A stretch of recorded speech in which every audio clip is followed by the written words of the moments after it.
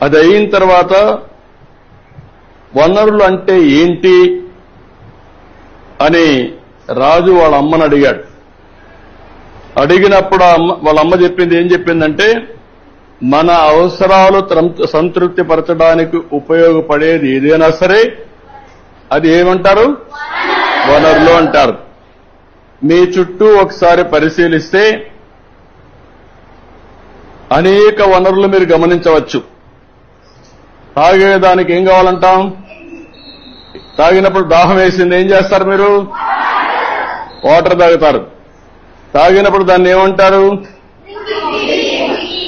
అదే సమయంలో మీ పాఠశాల అయిపోయింది, ఇంటికి పోవాలి. దేంట్లో పోతారు మీరు? బస్సులో పోతారు. దాన్ని ఏమంటాం? వనరులు అంటాం. అదే సమయంలో మీరు చదివే పాఠ్యపుస్తకాలు, దాన్ని ఏమంటారు? ఎందుకు వనరు అంటున్నారు? ఉపయోగపడుతుంది కాబట్టి.